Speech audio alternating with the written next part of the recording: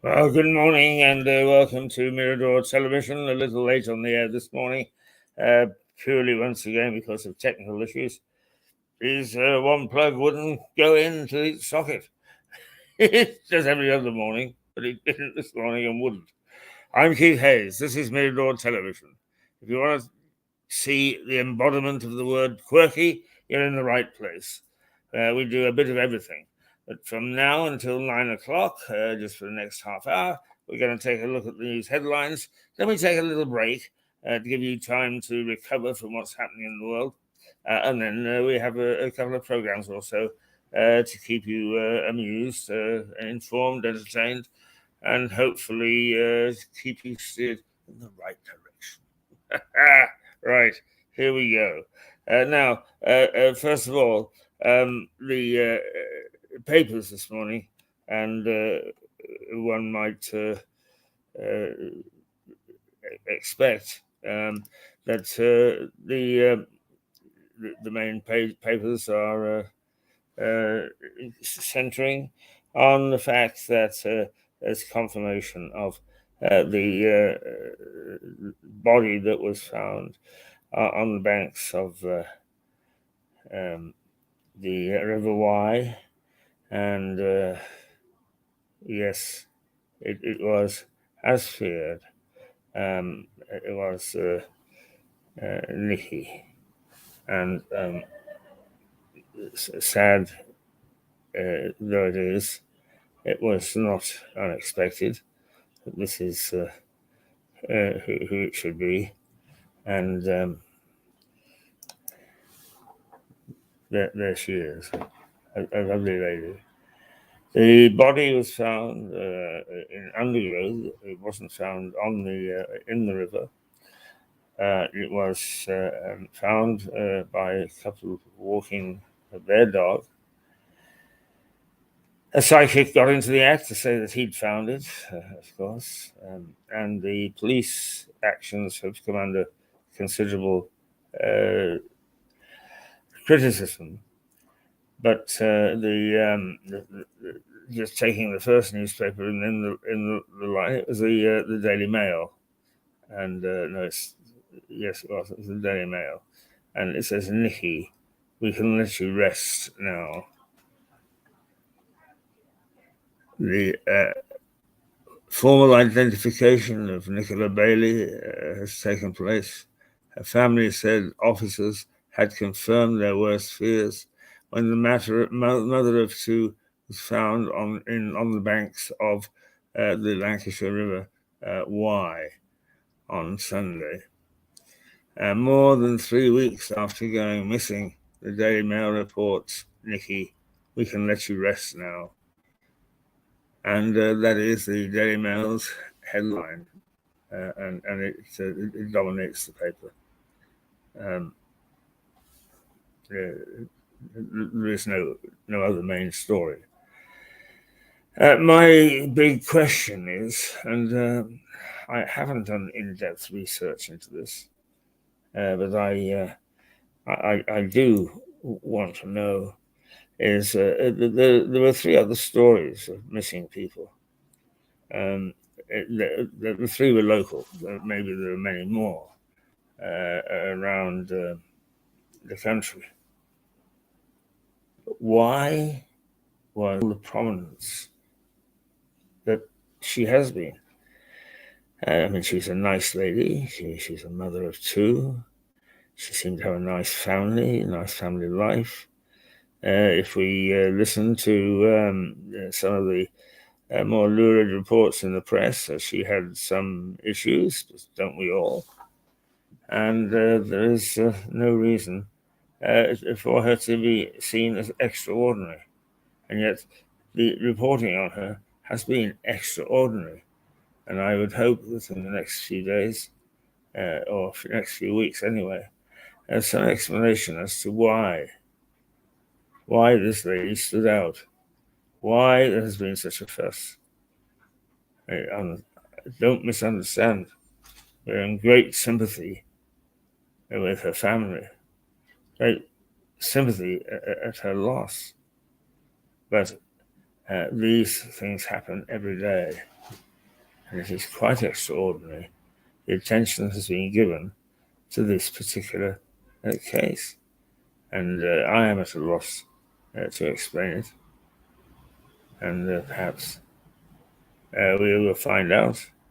Certainly, I would have thought that was the one question that needs answering, and I shall do my best to answer it over the next couple of days. The Daily Mirror, Nicola family's anguish. She was the center of our world. The Mirror reports the tribute from Miss Bully's family. We will never forget Nikki. She was the center of our world. And that was it. One other thing, well, no, there's not really anything more on the front page. There are a couple of things of it in no consequence. The Sun. You can rest now, Nikki. The Sun describes the tributes as poignant and features a smiling Miss Bully on its front pages. She was a very pretty lady, no question, a lovely lady. That's not enough to explain the almost hysteria that has accompanied her disappearance. The Daily Express, heartbroken family. We can let you rest now. The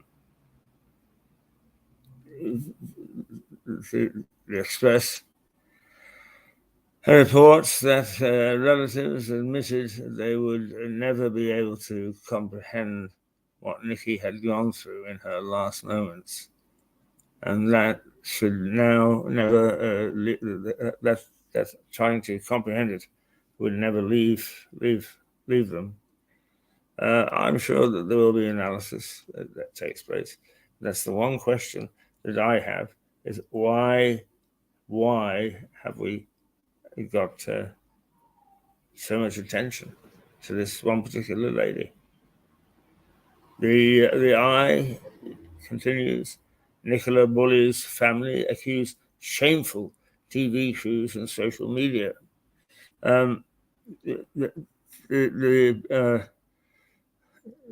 Nicola Bully's family accused of shameful TV crews and social media, and they said that family accused broadcasters of intruding in their grief. Sky News and ITV made contact with us directly when we had expressly asked for privacy, they say. They criticized members of the public who have used social media to falsely accuse Nicola Bailey's partner of wrongdoing. It saddens them to think that one day we will have to explain to our girls. This is absolutely appalling. They claim that some press misquoted and vilified friends and family. And TikTok, YouTube, Facebook have a backlash over conspiracy theories. There we go.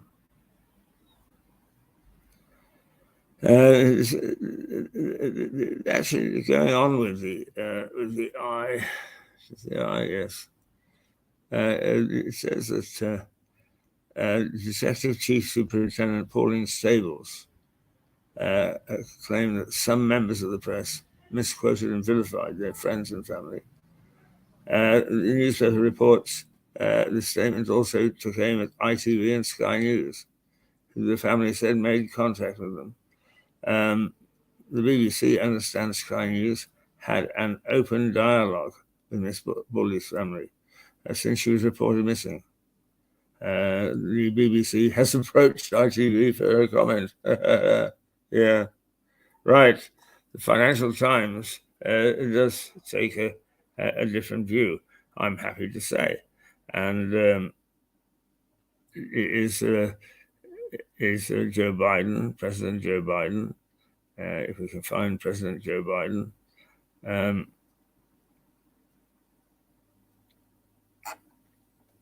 has paid a surprise visit to Kiev, and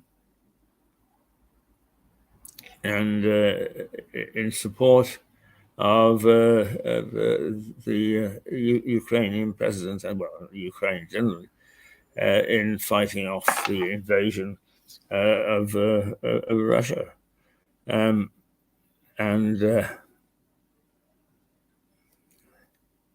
It says that this was a surprise visit to Kiev by Biden. The Ukraine capital also features prominently in many of Tuesday's front pages. The Financial Times reports on Mr. Biden's unwavering support for the embattled nation as he announces a further $500 million in military aid. In the meantime, in the UK, Sunak is dilly-dallying whether they should do anything. However, that has sparked Liz Truss back into action, along with Boris, saying if they don't actually get their finger out and do something, we're going to be reduced to being a third world nation, and that we are losing the plot from helping a friendly nation. The Daily Telegraph, send jets to Ukraine, Truss and Johnson tell the MP.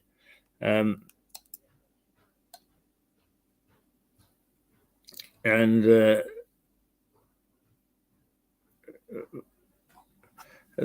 image of the Ukrainian President Zelensky and Joe Biden embracing one another.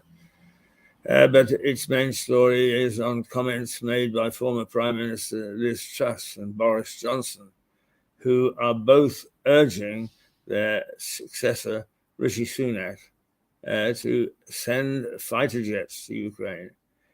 In her first intervention in the House of Commons since resigning as Prime Minister, Ms. Truss said she could not wait to see fighter jets over Ukraine. Well, there we are. The fight now begins. The Times, they change a little, although they still have politics as their mainstream. What they are on about now is the Brexit deal, which is so controversial in Northern Ireland, and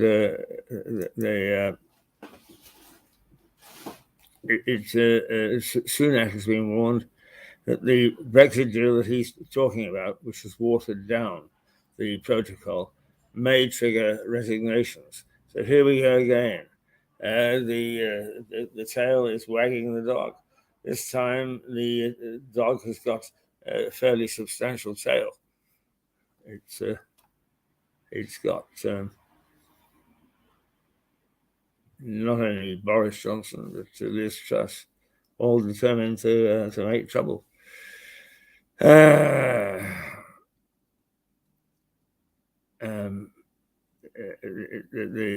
Which paper are we looking at now? The Times.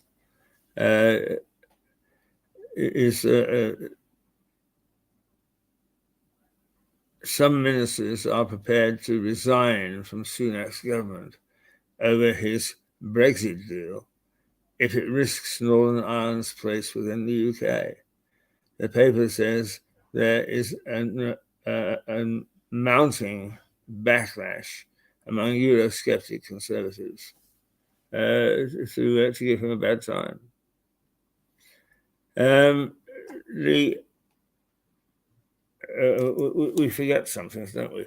And going back to the shootings in Plymouth let's see, when were they? August 2021, in which 5 people were killed by a raging, rampaging gunman. He legally possessed the shotgun. So the Guardian says that campaigners are now saying that there should be a radical reform of the firearms licensing system. That's the view that the Guardian is taking. Metro, junior doctors to strike. We're back onto the strike stories now. And here we are, the junior doctors are set to strike, it says. They voted overwhelmingly to join Britain's growing wave of strikes. Out of 37,000 British Medical Association members who voted, 98% backed their first industrial action since 2016. The paper says a 72-hour walkout is being planned in their fight for a 26% pay rise. Well, there you go.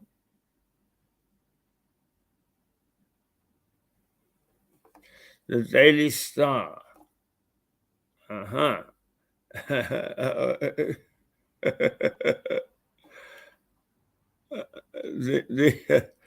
It's difficult to know what the Star is ever talking about. It says it is grizzling and horrigust to gobble funk with words, and we must all stop quibbling.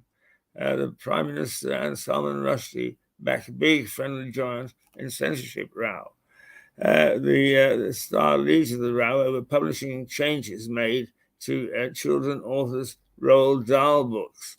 Apparently, for those of you who are not familiar with the latest story, is that the Woke Brigade have got to the publisher of Roald Dahl's books and have insisted that some changes were made to words, making it farcical. And at least some people are saying, how dare you give in to this Woke Brigade? The Prime Minister says works of fiction should be preserved, not airbrushed. The battle of the BFTs is now how the Star frames the story. Right, well, that's it for the main headlines at the moment. Let's see whether there's anything worthwhile locally. We're having some problems this morning. Let's see.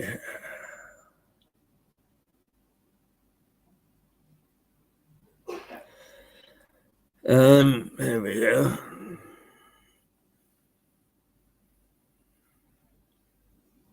Sussex Live News, let's see what it has to say. Aerial photos show the progress at the site of the new open-air heated swimming pool.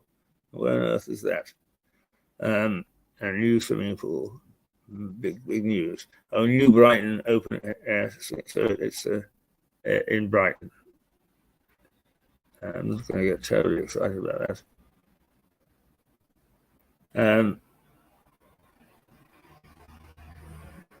Is the search for Mackenzie Hook's sister-in-law carries on. It's another lady who's gone missing, but not quite the same national hoopla as there was for Nicola.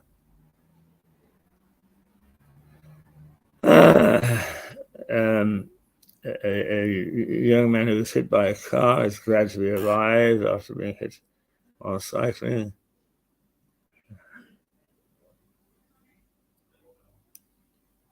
And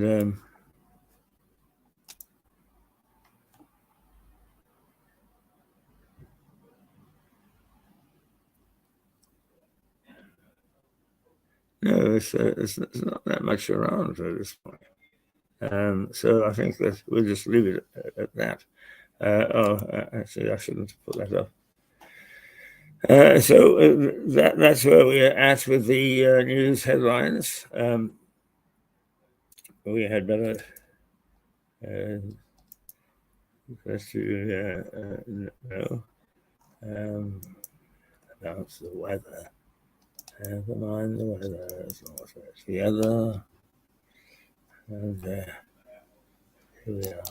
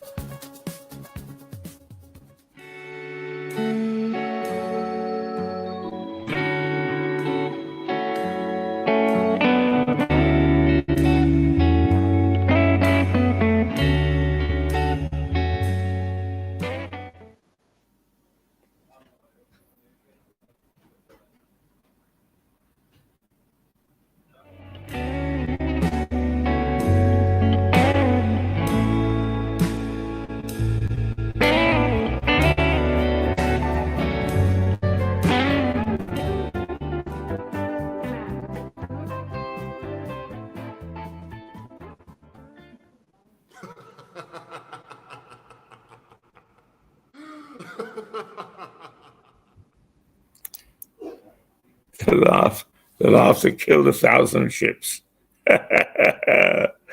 Okay. Well, that's a wrap up of the main news, national and international, this morning. And not a great deal floating around locally. And the weather, okay, you can't complain. It's not too cool this morning. We're going to have a high of 11. It is now cloudy at 8 degrees. So 8 and climbing another couple of degrees to go yet. I must say that I'm sitting in an unheated room and I'm not uncomfortable. It's quite pleasant this morning, and so that'll keep us going. Okay, what we're going to do now is we're going to take a break. We are indeed. We're going to take a break for half an hour. We'll be back in. We'll be back in 30 minutes with some more Mirador television to take us through the morning. For the moment, my best choice is to say toodle pip. Here we go.